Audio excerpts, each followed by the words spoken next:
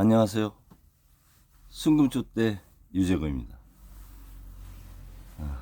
오늘은 두 번째 방송입니다. 저녁 7시인데요. 1시간 후에 마무리하고 가게 문을 닫으려고 합니다. 상황이 너무 급변하고 있죠. 달러 인덱스 지수가 100까지 내려왔습니다. 99도 찍고 100까지 내려와서 달러가 상당히 약세를 보이고 있어요. 그러다 보니까 채권 수익률이 3.7 정도까지 내려왔다가 4.34까지 다시 오르는 그런 상황이 됐습니다. 트럼프 대통령이 관세가 전국적인 목표라고 저는 생각 안 해요. 목표를 향해 가는 수단인데 그 수단을 실행하는 과정에서 예상치 못한 상황들을 겪고 있다, 이렇게 생각이 듭니다.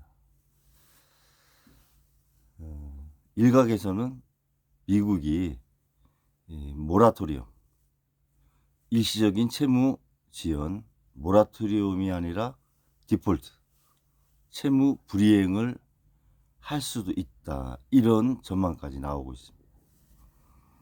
트럼프 대통령이 되기 전 사업가 시절에 디폴트를 두세 번 한 경험이 있어요.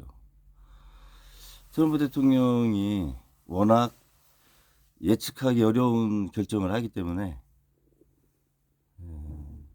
그런 미국이 채무 불이행을 하는 디폴트 상황도 언급이 되는 것 같습니다. 저는 좀 다른 시각에서 트럼프가 문제를 해결을 할 것이다라고 생각을 하는데요. 세계사적 관점에서 볼 때 인류는 경제의 위기를 맞거나 정치적인 혼란이 있을 때 해결하는 방법이 딱 한 가지였습니다. 전쟁을 했습니다. 경제적으로 보면은 공황이라든가 경제 위기급이 한 14번이 있었어요. 그 중에서 11번을 전쟁으로 해결했습니다. 지금도 관세라고 하는 정책으로 트럼프 내각이 목표로 하는 환율과 금리, 채권 부분, 이런 것들이 진행이 안 될 경우 전쟁을 감수할 수도 있다. 그 대상은 1순위가 일단 이란이 될 수 있다고 봐요.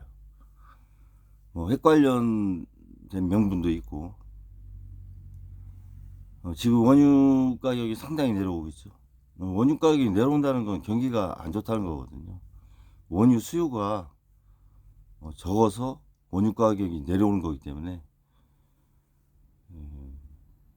여러 가지 역학관계를 보면 이란을 전면 공격할 수도 있다, 이런 생각도 듭니다.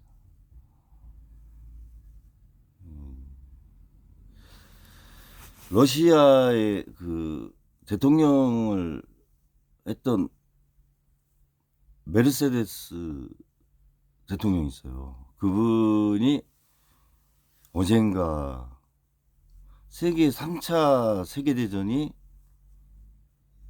일어날 수 있는 확률이 높아지고 있다, 이런 언급이 있었고, 독일도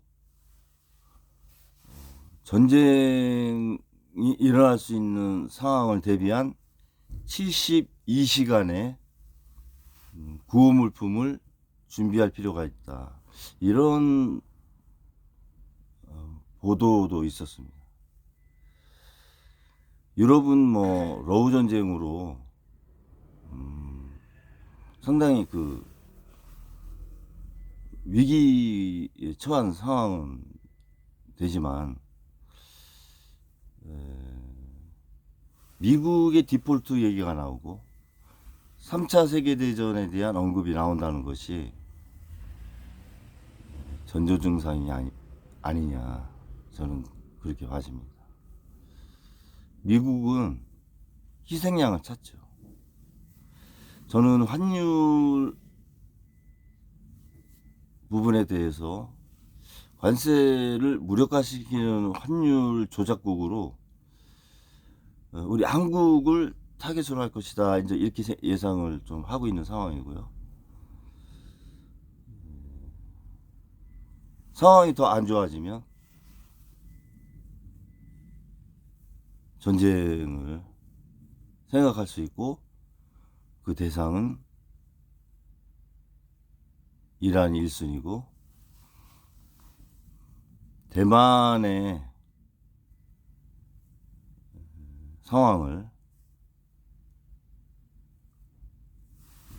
위험을 증폭시킬 수 있습니다. 그리고 한반도도 거기서 예외가 아닐 수 있죠. 뭐 물가도 수출하는데 뭐든 못하겠어요, 미국이. 특히나 트럼프가.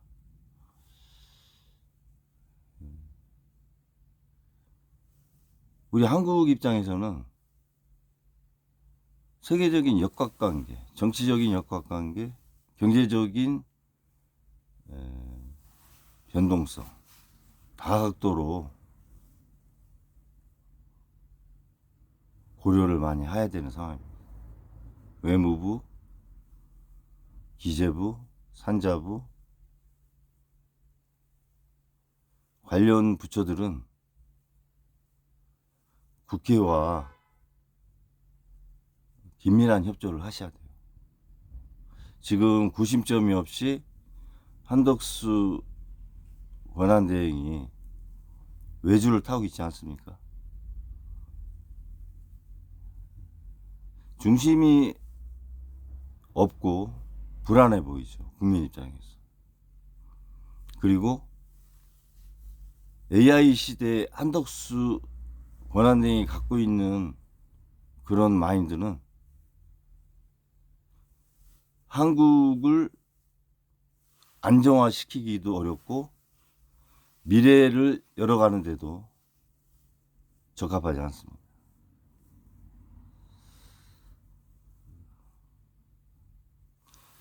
대선이 있기까지 한 55일 남았는데요, 아주 중요한 시기라고 생각합니다.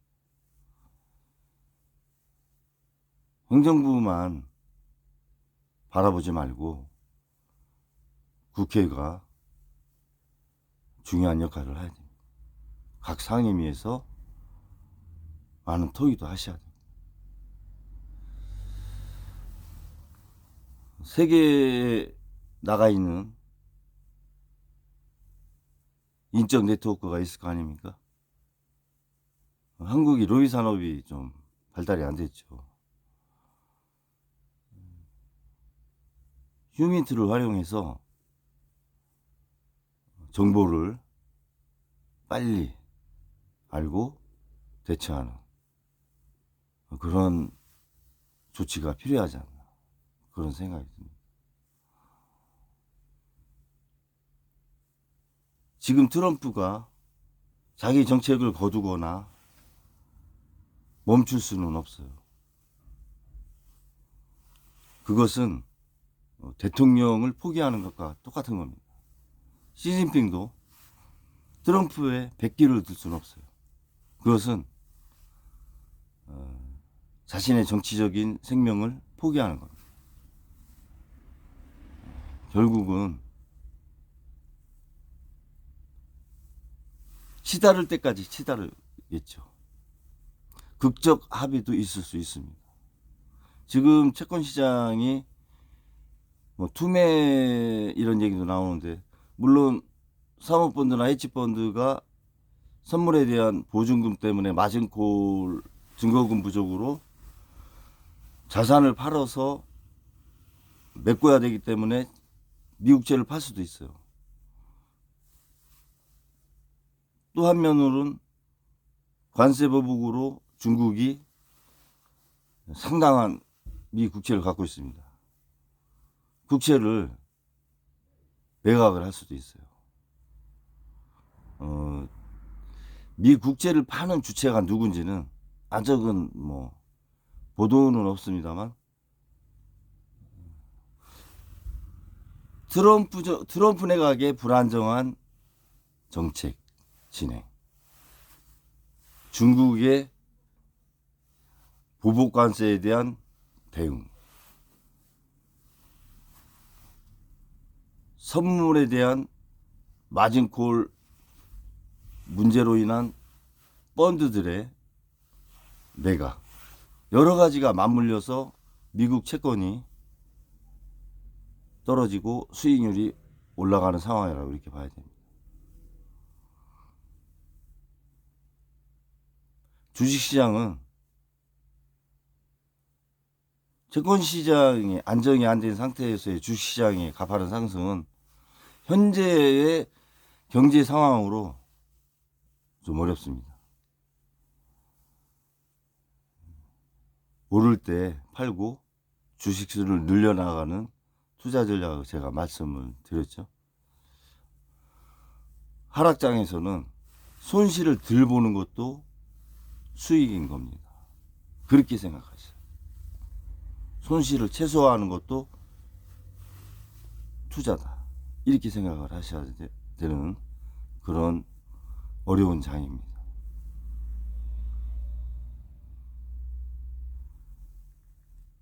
대북 관계가 트럼프의 정책에 희생물이 되지 않게 행정부나 국회, 국가 언론분들하고 국력을 다 모아서 국가를 지켜야 됩니다. 그런 위기감이 많이 들죠. 저는 물론 어떤 특정 종목을 분석을 해서 이 종목은 내일 오를 것이다, 보합일 것이다, 떨어질 것이다, 이렇게 말씀을 드릴 수도 있어요. 많은 공부를 해야겠죠. 미시적인 것보다 일정 부분 거시적으로 이제 제가 유튜브를 많이 하는데요. 그것은 제가 영세 사업자지만 일을 해야 되니까 미시적 분석은 상당한 시간의 공부가 필요합니다. 사실 그러지 않고는 방송을 못해요. 근데 거시적인 거는 흐름이니까 몇 가지 지표만 봐도 저 나름대로의 제가 경험한 것도 있고 해서 이렇게 말씀을 드릴 수 있는데, 향후 이제 제가 좀 나아지면 미시적인 부분으로 좀 많이 접근을 또 해보겠습니다. 근데 거시적인 상황이 정치든 경제든 한국도 아웃사이더가 아니다 지금, 그런 생각을 가지시고 지혜롭게 현재 상황을 극복해 나가길 기대하면서 방송을 마치겠습니다. 오늘 저녁도 가족분들하고 즐거운 식사 되시고 편안한 밤 되시기 바랍니다. 감사합니다.